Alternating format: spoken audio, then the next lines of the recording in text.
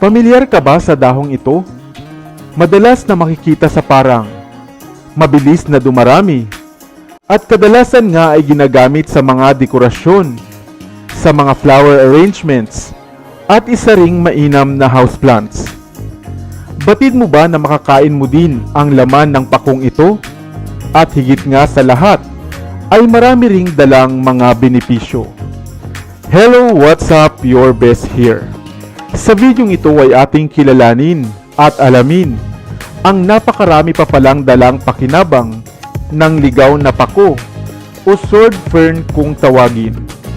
Partikular na nga ang mga bilog nitong laman na matatagpuan sa mga ugat nito.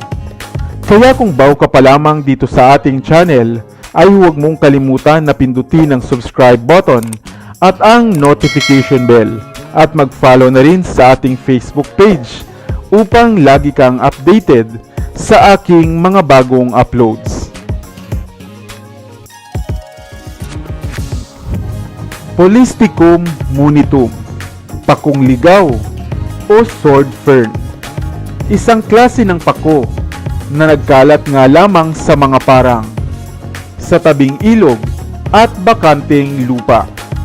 Matitigas ang paklang ng dahon, kaya naman mainam na pang-ayos ng mga bulaklak sa mga flower arrangement, sa mga okasyon at mga partikular na pagdiriwang. Hindi ito ang pakong kadalasan ay ginugulay natin, subalit hindi batid ng karamihan na maging ang mga batang dahon pala nito ay kinukuha, nginunguya at mahusay pala para sa mayroong mga sore throat at tonsillitis. Madalas itong ginagamit sa hardin, sa paglalandscaping, at mainam din palang panlaban sa mga pagguho ng lupa o soil erosion. Kadalasan din itong tinitirahan ng mga ligaw na hayop, katulad ng ibon, usa, ahas at mga beavers, lalo na kung ito ay nasa mga liblib na kabundukan. At kung ikaw naman ay isang plantita, mainam itong houseplant sapagkat isa itong natural na humidifier at natural na naglalabas ng water vapor sa hangin upang maging malinis at malamig ang paligid. Ngunit ilan pa lamang sa atin ang nakababatid na ang ligaw na pakong ito pala o sword fern ay nagkakaroon din pala ng laman, mga bilog-bilog na laman sa mga ugat nito sa ilalim ng lupa, na animoy parang ubas din. Matubig at makatas at may lasang animoy maikukumpara sa lasa ng singkamas, na medyo may konting anghang. Batid mo ba na ang mga Native Americans ay kanila itong paboritong pagkain na kadalas ay pinakukuluan lamang, sinasangkap sa mga pagbibake, ini-steam o kinakain ng sariwa, na mainam palang panlaban sa mayroong diarrhea. Ang tubig din na pinagpakuluan nito ay mahusay na makaaalis ng mga balakubak at ilang problema sa anit, at mahusay ding ginagamit na panlaban sa nadaramang labis na kirot at pananakit. Kaya naman kung marami ka ring nakikitang sword fern sa inyong lugar, bakit hindi mo rin ito subukang tingnan? Dahil ang mga matatandang pako na ito ay natural na naglalaman. Hindi lamang pala mainam na pan-display at gamit sa floral arrangement, ay nag-uumapaw din pala sa ilang kagamitan. Ikaw, nakatikim ka na rin ba nito? Saan mo naman maikukumpara ang lasa ng laman nito? Ngayon mo lamang ba narinig na mayroon din palang mga makakaing laman ang pakong ligaw? Kung oo, ay comment ka naman ng yes upang patuloy tayong magtampok ng mga kakaibang kaalaman buhat sa kalikasan na maaaring kapulutan ng aral. Sana ay may bago kang natutunan sa videong ito. Iwan ka naman ng comment sa comment section sa ibaba.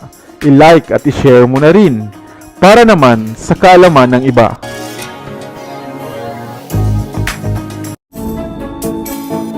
Pamilyar ka ba sa halamang pako o fern?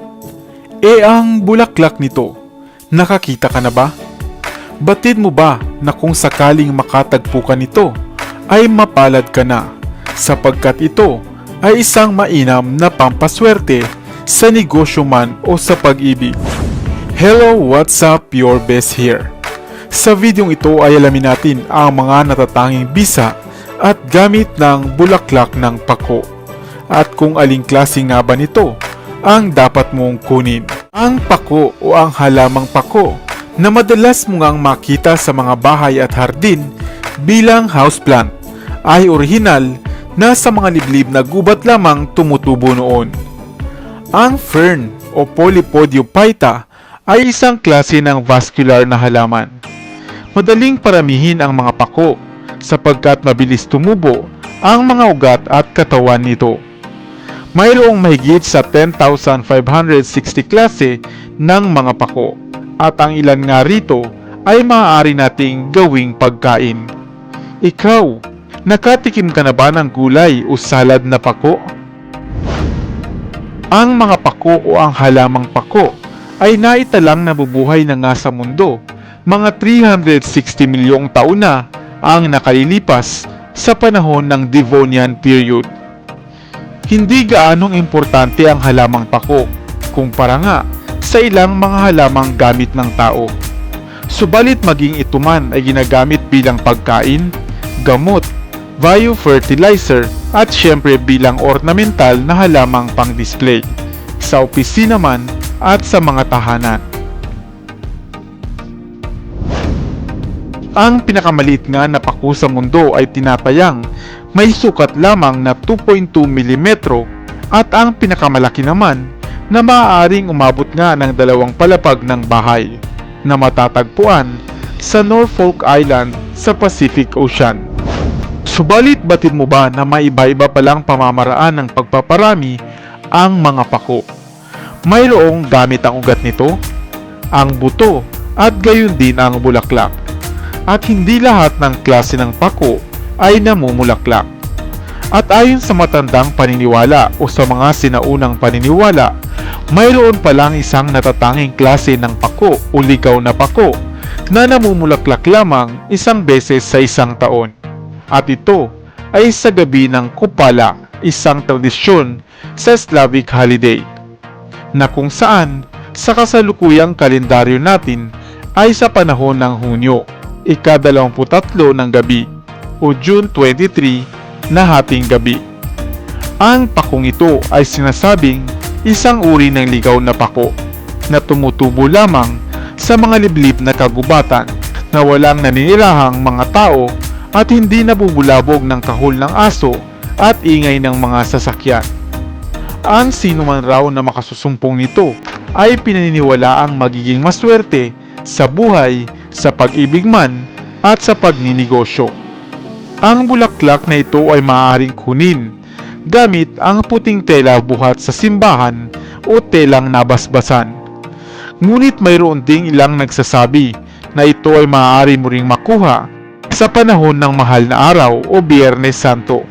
At iyon lamang, mayroong mga alam o dunong na tao ang maaaring makasumpong nito. Kung tatangkain mong hanapin ito, sapagkat maging ang ibang elemento sa paligid ay binabantayan nito.